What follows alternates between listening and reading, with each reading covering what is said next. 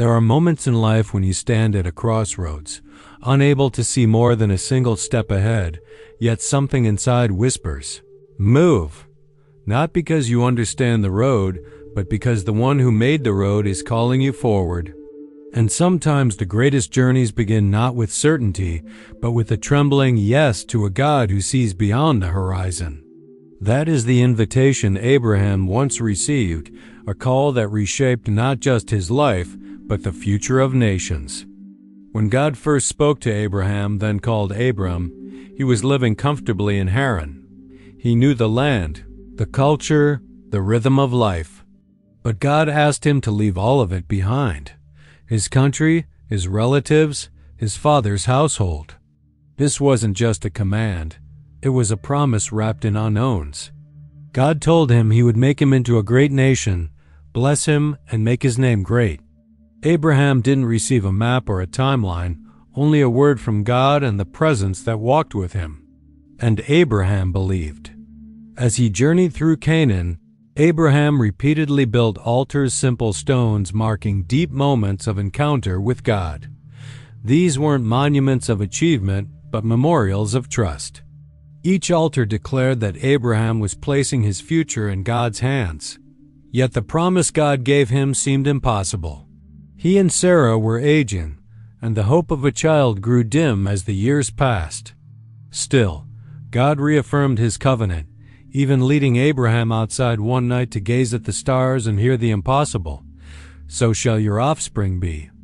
It was a promise suspended between heaven's brilliance and human frailty. Then came the ultimate test. After Isaac, miraculously born in their old age, grew into a young boy, God asked Abraham to offer him as a sacrifice. Every step toward Mount Moriah must have burned with confusion and anguish. Isaac was not just a son. He was the physical embodiment of God's promise. But Abraham chose obedience, trusting that the God who gave the promise could sustain it even through the unthinkable. On the mountain, as Abraham lifted the knife, God intervened. A ram was provided. Isaac lived. And the covenant, sealed by obedience, echoed across generations. God had not required the sacrifice of the child, he wanted the surrender of the heart. Abraham's journey teaches us that obedience is rarely convenient but always transformative. Sometimes God calls us away from what is familiar, not to punish us, but to enlarge our faith and reposition our destiny. Abraham had no guarantee except God's character, yet that was enough. We learn that stepping into God's promise often means stepping out of our comfort zone, trusting that the presence of God will go with us into territories we've never walked before. Another lesson from Abraham is that God's timing is not restricted by human limitations. Sarah laughed when she heard she would bear a child, and in human terms, she wasn't wrong. But God's timeline isn't measured by age, ability, or probability. It is measured by his purpose. When things seem delayed or when promises look barren, Abraham's story reminds us that God is never late. He fulfills his word in ways that reveal his power and deepen our reliance on him. Finally, Abraham's willingness to surrender Isaac shows us that faith isn't proven by what we receive from God, but by what we are willing to place back into his hands. The presence of God on that end didn't remove Abraham's fear. It strengthened his resolve. God didn't want Isaac.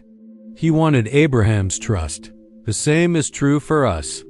God calls us to lay down the very things we treasure, not to take them away, but to reveal that our security rests in him alone. And when we surrender, we make room for God to reveal his faithful, sustaining love in ways we never imagined. As we look back at Abraham's journey, the call, the promise, the waiting, the testing, we see a life woven together by trust. He wasn't perfect. He stumbled, doubted, and questioned, yet he kept returning to the God who called him. And in doing so, he became the father of faith. May his story remind us that God still leads, still promises, still speaks, and still provides. When we step into obedience, we step into the flow of God's greater story, and like Abraham, we discover that every surrendered moment becomes a place where heaven touches earth.